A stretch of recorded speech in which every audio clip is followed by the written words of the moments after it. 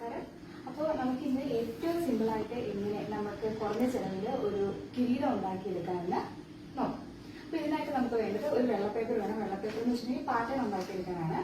പിന്നെ നമുക്ക് വർണ്ണക്കടലാസ് വേണം. പിന്നെ വേണ്ടത് കാർഡ്ബോർഡ്. കാർഡ്ബോർഡ് എന്ന് പറയുമ്പോൾ നമുക്ക് ഒരുപാട് കട്ടിയില്ലാത്ത കാർഡ്ബോർഡ് വേണം കേട്ടോ. എന്ന് വെച്ചിട്ടുണ്ടെങ്കിൽ ഞാൻ എന്തെങ്കിലും സ്നാക്ക് ബോക്സിന്റെ അതായത് കേക്ക് കൊണ്ടുവന്ന കാർഡ്ബോർഡാണ്. അതല്ലെങ്കിൽ നിങ്ങൾക്ക് ഓഫീസിന്റെ ഒക്കെ പിള്ളേരുടെ ഉടുപ്പിന്റെ കവറില്ലേ അതെടുക്കാം കേട്ടോ.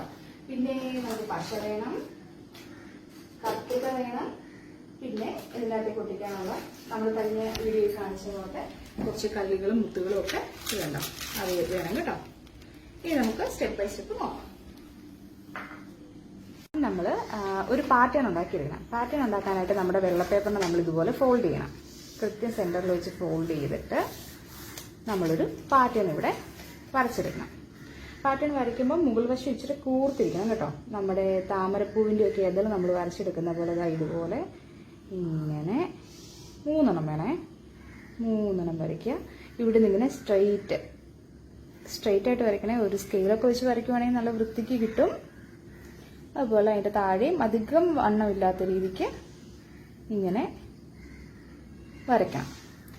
ഇനി നമുക്കിത് ഓൾറെഡി പാറ്റേൺ ആയി. ഇനി നമ്മളതിനെ ഇങ്ങനെ കട്ട് ചെയ്തെടുക്കണം.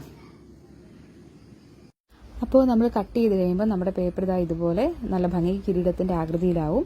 ഇനി നമ്മൾ ഈ പാറ്റേൺ എന്ത് ചെയ്യണം? നമ്മൾ എടുത്തു വെച്ചിരിക്കുന്ന കാർഡ്ബോർഡിലേക്ക് ഒട്ടിച്ചു കൊടുക്കണം.